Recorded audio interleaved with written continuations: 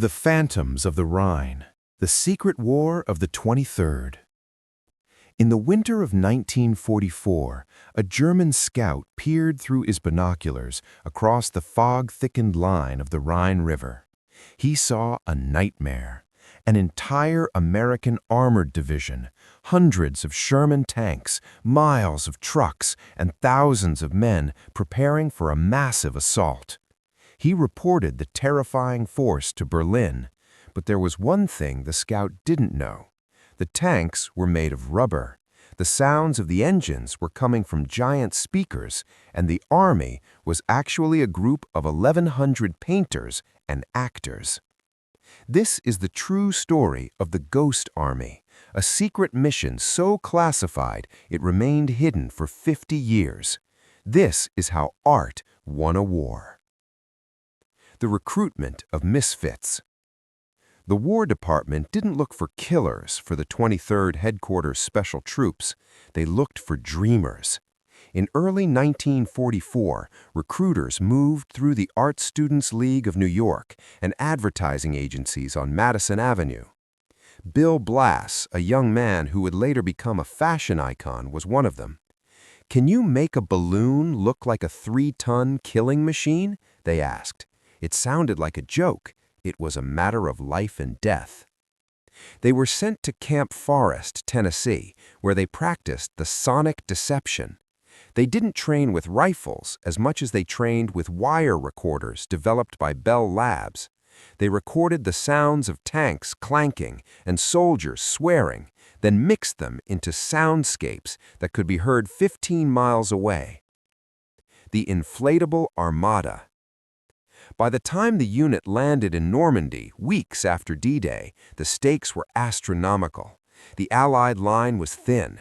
If the Germans realized how weak the Americans were at certain points, they would break through and push the Allies back into the sea. The Ghost Army's job was atmosphere. They would pull up to a quiet sector at night. Under the cover of darkness, they inflated rubber tanks with air compressors. To an aerial spy plane, these decoys were indistinguishable from the real thing. But the deception went deeper. These men were spies of style. They wore the patches of famous units like the 1st Infantry Division. They went into local French cafes and accidentally let slip fake information, knowing German spies were listening. They created radio deception, mimicking the unique typing styles, the fist, of specific Morse code operators to trick German intelligence into thinking a massive force was moving east when it was actually moving west. The Battle of the Bulge and the Great Hoax. The climax of their story takes place during the Battle of the Bulge. The Americans were reeling. The 23rd was ordered to create a ghost front to protect a 10-mile gap in the line. With just 1,100 men, they had to pretend to be 30,000.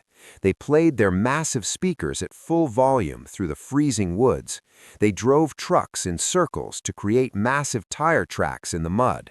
They lit fake campfires and sat around them, acting out scenes of a massive resting army. The Germans fell for it. They diverted 2 entire panzer divisions to face a force that didn't exist, allowing the real American troops to regroup and strike back. The price of silence. When the war ended, the men of the Ghost Army were told one thing: if you tell anyone, even your wives, what you did, you will be court-martialed. For 50 years, these heroes told the world they were just truck drivers or supply clerks. It wasn't until the declassification of the Ghost Army files in 1996 that the world learned the truth. These artists had saved an estimated 15,000 to 30,000 lives by being the best liars in history. The Inflatable Armada. The salt air of the English Channel still clung to their lungs when the men of the 23rd stepped onto the blood-soaked sands of Omaha Beach. It was late June 1944. The carnage of D-Day was weeks old, but the stench of cordite and decay remained. For the artists of the Ghost Army, the war was no longer a sketch on a notepad. It was a canvas of iron and fire. The physics of deception. In the hedgerows of Normandy, Sergeant Victor Dowd, a former illustrator, stood over a collapsed heap of olive-drab rubber. To the uninitiated, it looked like a giant, deflated birthday balloon. "Connect the compressors," Dowd commanded. The low hum of the gasoline-powered air pumps began. Slowly, a miracle of engineering took shape. From the mud rose the long, menacing barrel of a 75mm gun, followed by the heavy turret and the bolted armor plates of an M4 Sherman tank. Within 20 minutes, a ghost stood in the field. It weighed only 93 pounds. A single soldier could lift the back of a tank and move it, a sight that would have driven a German general to madness. But from the lens of a Luftwaffe reconnaissance plane flying at 5,000 feet, it was indistinguishable from the steel monsters of the 2nd Armored Division. The heptone wall of sound. While the artists worked the fields, the sound boys were in the woods. Led by Colonel Hilton Rayleigh, they deployed the heptone speakers.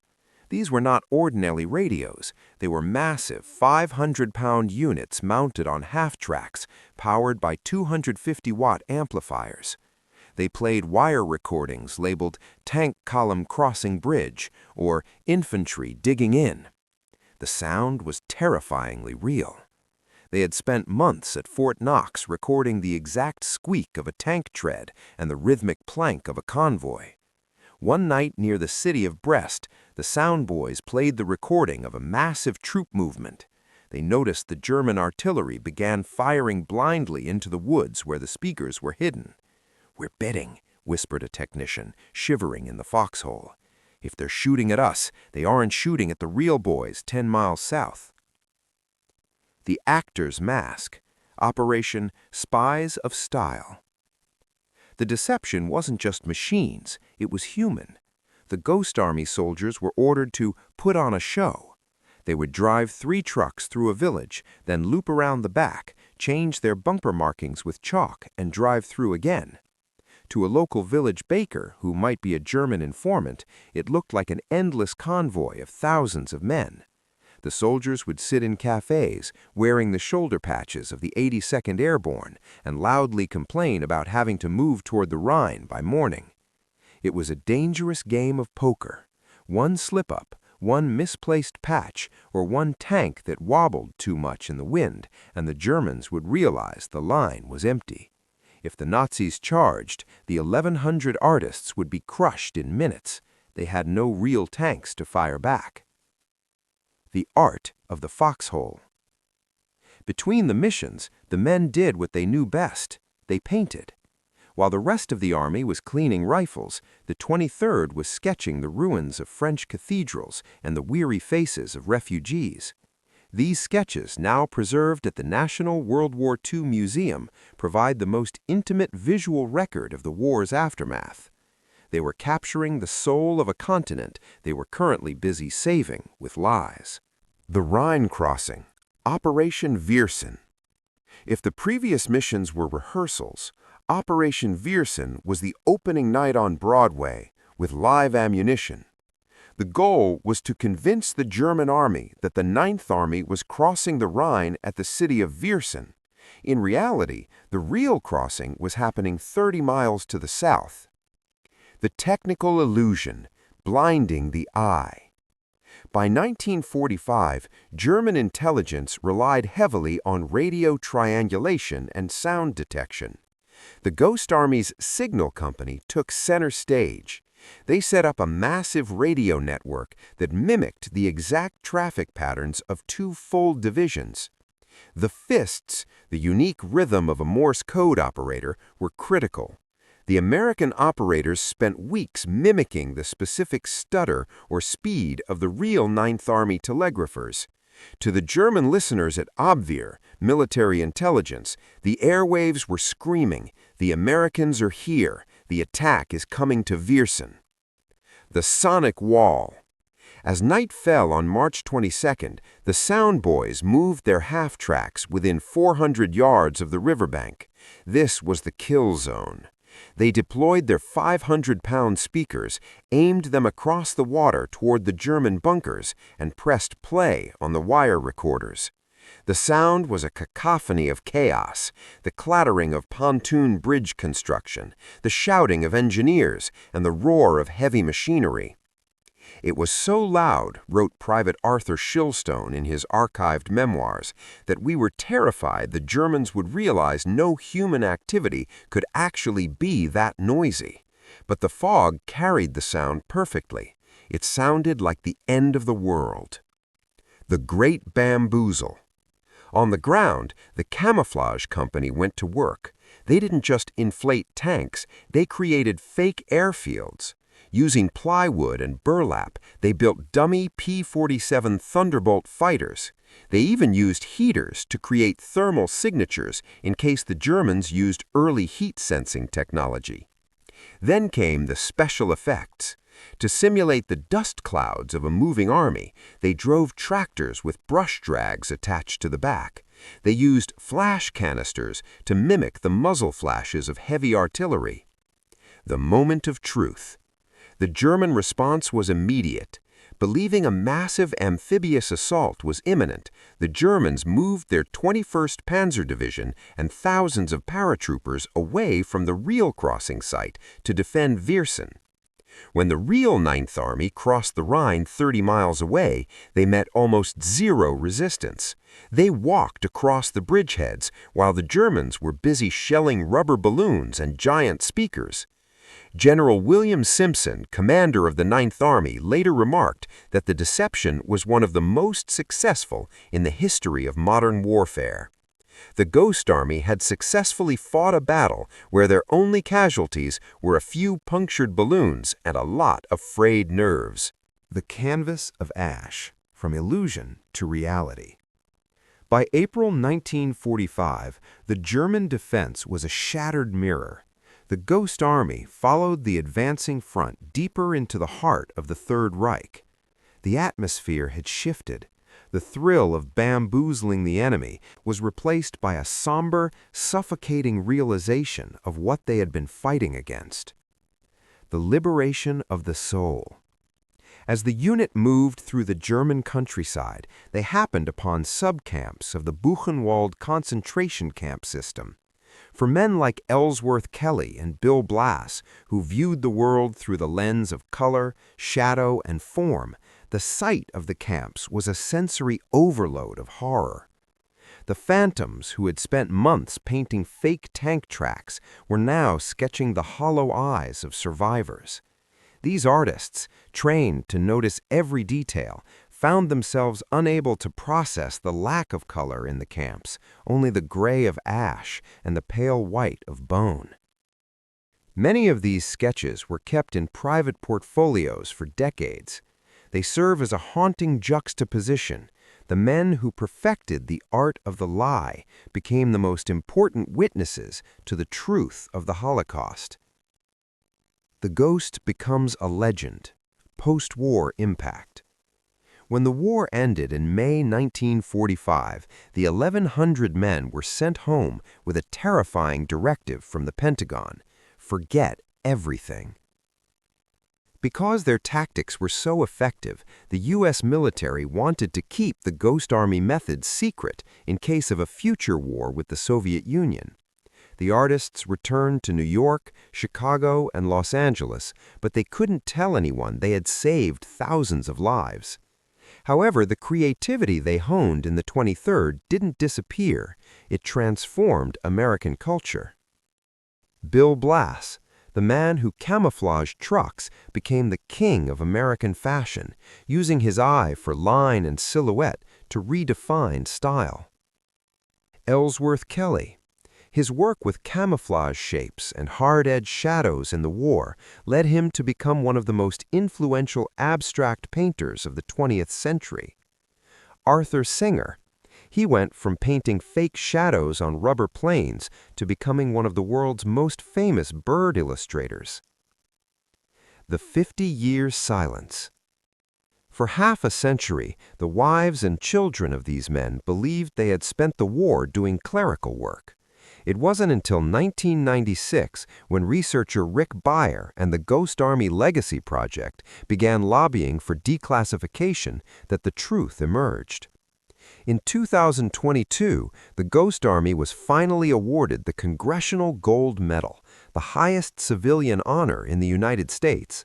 Only a handful of the original 1,100 were still alive to see the world finally acknowledge that their make-believe was the ultimate act of bravery.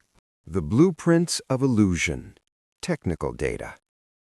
To understand why the Ghost Army was so effective, one must look at the engineering of the lie. This wasn't just art, it was high-stakes industrial design. 1. The pneumatic Sherman, the M4 decoy. The inflatable tanks were manufactured by the Goodyear Tire and Rubber Company. Unlike standard balloons, these were made of heavy-duty neoprene-coated fabric. The shadow trick.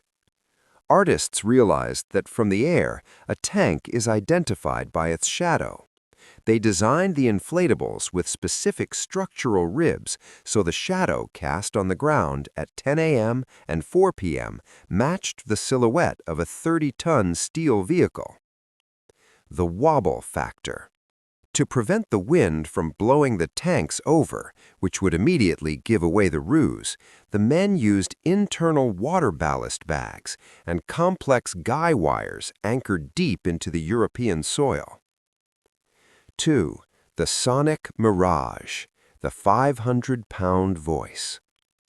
The audio wasn't played from simple phonographs. They used wire recorders, the predecessor to magnetic tape. The 15-mile reach. Using massive 250-watt amplifiers and directional speakers, the 23rd Headquarters could project the sound of a battalion crossing a river up to 15 miles away. They even accounted for the Doppler effect, shifting the pitch of the recordings to make it sound like the tanks were moving toward or away from the enemy listeners. Chapter 6. The Gold Medal Finale, the Cinematic Conclusion. For 50 years, the story was a ghost. The men lived quiet lives, their heroism tucked away in dusty attics and silent memories. But history has a way of breathing life back into the shadows. The Washington Ceremony. In the spring of 2024, the surviving members of the unit, now centenarians, gathered at the United States Capitol. They were there to receive the Congressional Gold Medal. One of the veterans, looking at a photo of a rubber tank from 1944, whispered to a reporter, "We were told our sketches didn't matter. We were told our acting was a distraction. But every time a German shell hit a rubber tank instead of a real boy, we knew we had won." The Legacy. Today, the tactics of the 23rd are studied at the U.S. Army War College. Modern information operations and electronic warfare are the direct descendants of these 1,100 artists. They proved that in the theater of war, the mind is the most powerful weapon, and a well-placed illusion can be more effective than 1,000 cannons. The final epilogue. The Artists' War. The story of the Ghost Army ends not with a bang, but with a brushstroke. They saved the world by pretending to be someone else, and in doing so, they allowed tens of thousands of American soldiers to come home and build the country we know today. They were the phantoms of the Rhine, the masters of the airwaves, and the greatest tricksters in the history of human conflict. The Ghost Army Legacy Project continues to document every single one of the 1,100 men to ensure that while they were secret then, they are legends now.